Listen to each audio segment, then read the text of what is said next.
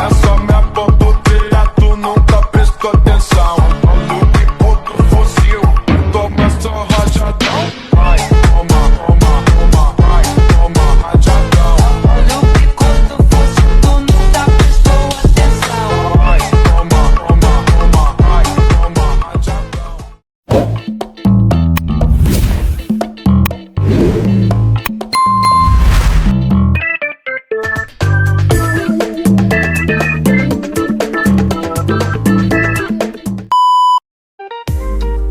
Hai teman-teman, selamat datang di Famiel Story, tempat berbagi cerita seru, mini vlog, dan review tempat hiburan.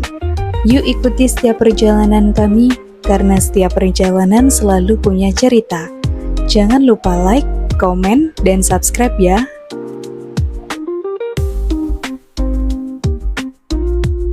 Hari ini kita mau ajak kalian jalan-jalan ke salah satu kawasan paling bersejarah di Surabaya, yaitu Kota Lama Surabaya. Kawasan ini tuh punya vibes yang unik banget, karena di sini banyak banget bangunan peninggalan kolonial Belanda yang masih berdiri megah sampai sekarang. Yuk kita mulai explore.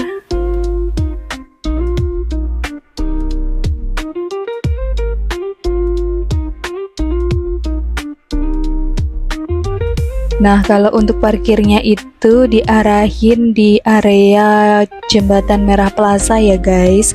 Kalau nggak gitu kita juga bisa parkir di Terminal Kasuari.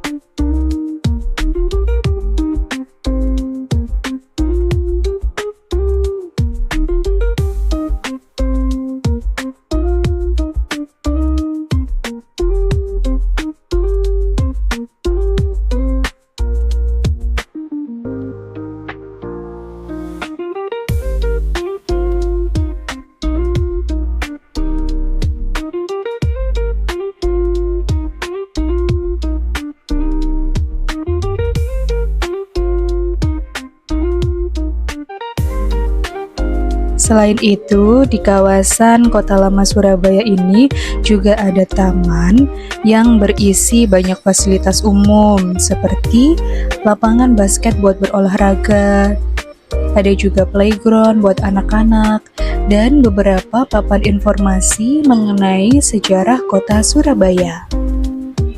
Di sini tuh banyak pohon-pohon yang sangat rindang untuk berteduh dan banyak tempat duduk ya guys. Jadi kalian bisa duduk sambil menikmati suasana yang ada di Kota Lama ini.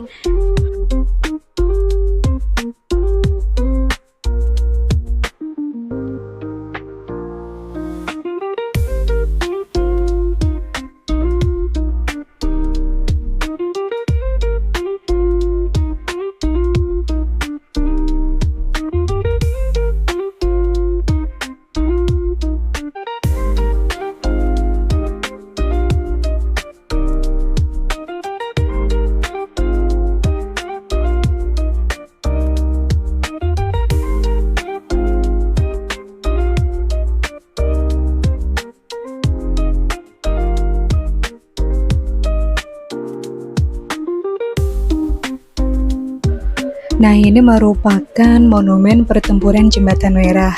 Di sini diberikan informasi mengenai perlawanan arek-arek Surabaya dalam mempertahankan kemerdekaan Indonesia yang terjadi pada tanggal 28, 29, dan 30 Oktober.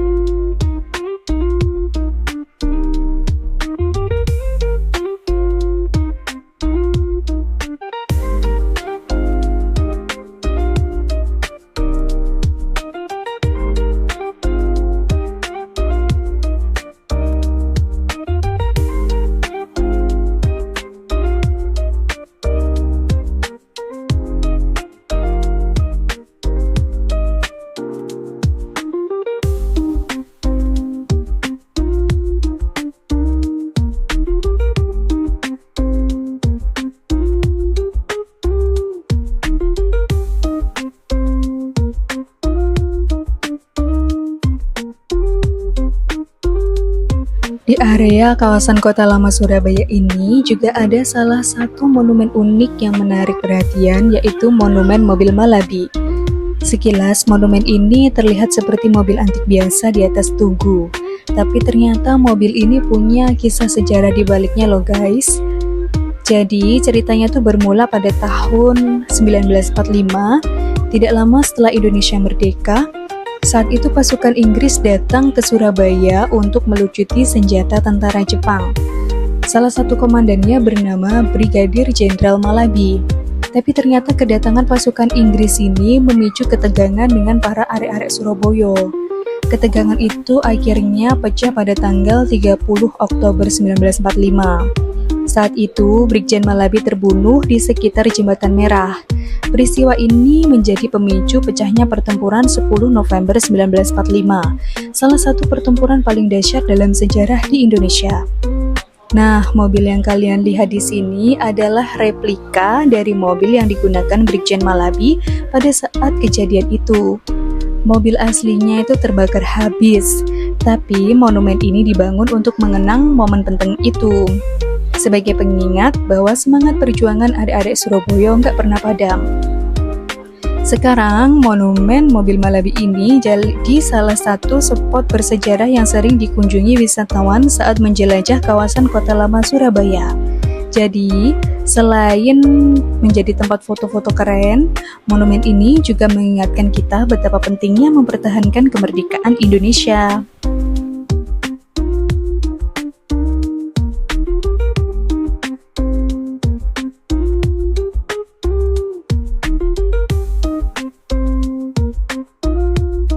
Yang selanjutnya ini ada salah satu bangunan legendaris yang penuh cerita dari masa perjuangan, namanya Gedung Internatio. Kalau kalian perhatikan, bangunan ini punya gaya arsitektur khas Eropa dengan dinding tebal, jendela tinggi, dan atap miring. Gedung ini dibangun sekitar tahun 1920-an dan dulunya dipakai oleh perusahaan dagang Belanda bernama Internatio. Pada masa kolonial, Gedung Internatio ini adalah pusat perdagangan penting di Surabaya. Karena lokasinya yang strategis, dekat dengan Pelabuhan Tanjung Perak dan kawasan bisnis Eropa, gedung ini jadi simbol kemakmuran di kota masa itu. Jadi, bisa dibilang Gedung Internatio ini bukan cuma bangunan tua biasa, tapi saksi bisu dari awal mula perjuangan besar arek-arek Surabaya mempertahankan kemerdekaan. Bayangin aja, di sekitar sini dulu suasananya penuh ketegangan dan tembakan. Sampai sekarang, gedung ini masih berdiri megah meskipun sudah tidak difungsikan lagi sebagai kantor. Banyak wisatawan dan fotografer datang ke sini karena daya tarik arsitekturnya yang klasik banget. Apalagi buat kalian yang suka vintage vibes atau nuansa kolonial.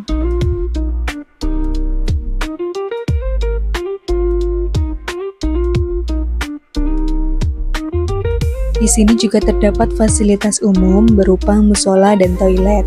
Toiletnya ini cukup nyaman dan bersih guys. Jadi kalian kalau berkunjung ke sini, tolong tetap dijaga kebersihannya ya, supaya fasilitas umum ini bisa tetap terawat dengan baik.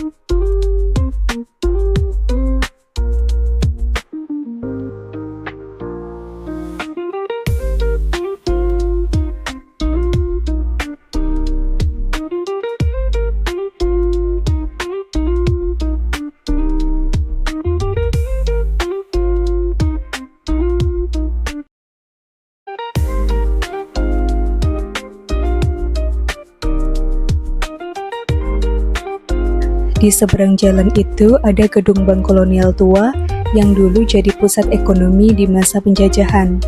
Kalau kalian perhatiin, bangunan ini terlihat megah banget, dengan pilar besar dan jendela tinggi.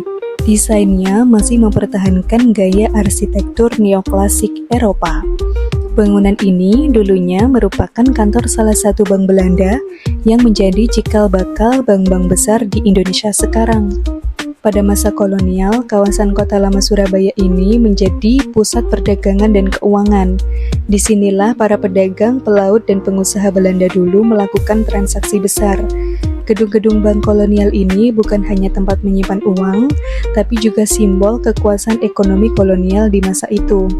Bisa dibilang, gedung-gedung bank seperti ini adalah saksi bisu dari masa di mana Surabaya berkembang jadi kota pelabuhan besar di Asia Tenggara. Yang menarik, walaupun bangunan ini sudah berumur lebih dari 100 tahun, tapi strukturnya masih kokoh banget. Pemerintah Kota Surabaya berusaha mempertahankan bentuk aslinya supaya nilai sejarahnya tetap terjaga.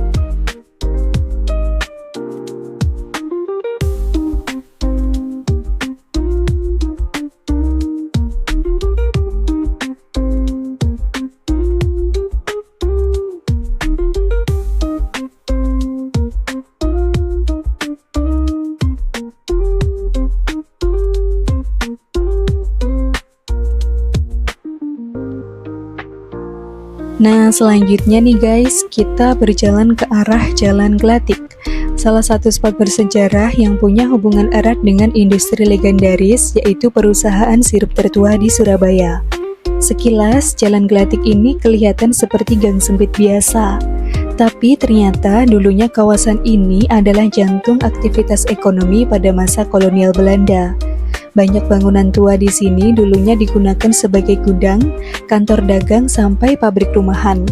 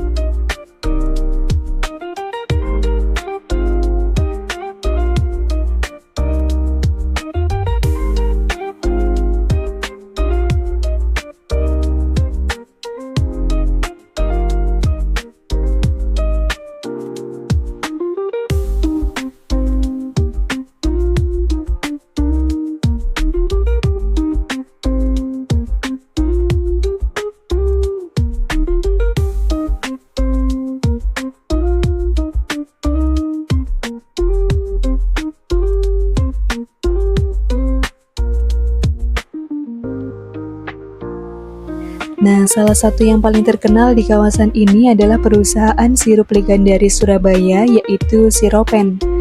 Perusahaan ini berdiri sejak tahun 1923, yang berlokasi nggak jauh dari sini dan jadi salah satu saksi sejarah industri makanan dan minuman pertama di Indonesia.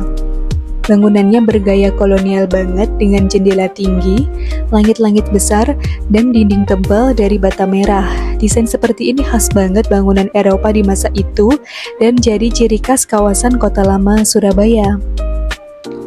Jalan Gelatik dan kawasan sekitarnya ini menjadi bukti bahwa Surabaya bukan cuma tentang gedung tinggi dan mall modern, tapi juga tentang jejak masa lalu yang masih hidup. Mulai dari bangunan kolonial, pabrik sirup legendaris, sampai aroma nostalgia yang bikin kita bangga sama sejarah kota ini.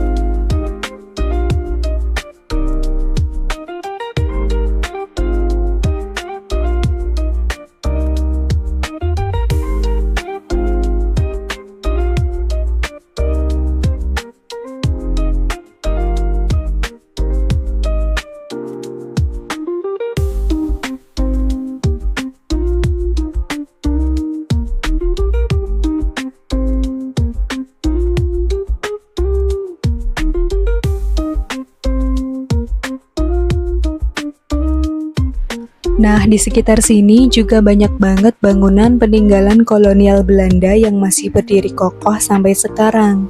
Setiap gedung punya cerita tersendiri. Kalau kamu perhatiin, gaya arsitektur bangunan kolonial di Kota Lama Surabaya ini punya ciri khas banget. Dindingnya tebal, jendelanya tinggi, dan ventilasinya lebar. Karena dulu desain ini dibuat menyesuaikan dengan iklim tropis di Indonesia, biar ruangan tetap sejuk tanpa pendingin udara. Yang keren, banyak dari bangunan tua ini sekarang udah direvitalisasi jadi tempat baru yang menarik. Ada yang jadi kafe, galeri seni, sampai museum mini. Tapi meskipun fungsinya berubah, nuansa arsitektur aslinya masih dijaga banget. Kawasan Kota Lama ini memang punya pesona tersendiri. Setiap sudutnya terasa punya cerita. Kalau kamu jalan pelan-pelan, kamu bisa ngebayangin gimana suasana Surabaya di masa lalu. Kota pelabuhan yang sibuk, penuh pedagang dari berbagai bangsa, dan gedung-gedung seperti ini jadi saksi bisu perjalanan waktu. Yang aku suka dari tempat ini bukan cuma bangunannya yang keren, tapi juga atmosfernya. Ada sesuatu yang bikin tenang, nostalgik, dan bikin kita bangga kalau Surabaya bisa menjaga warisan sejarahnya sebaik ini. Jadi, kalau kalian lagi ke Surabaya, sempatin buat mampir ke Kota Lama. Nikmati bangunan tuanya, eksplor sejarahnya, dan rasain sendiri vibes masa lalu yang masih terasa sampai sekarang. Karena di setiap dinding tuanya, ada cerita tentang perjuangan dan perjalanan panjang kota ini.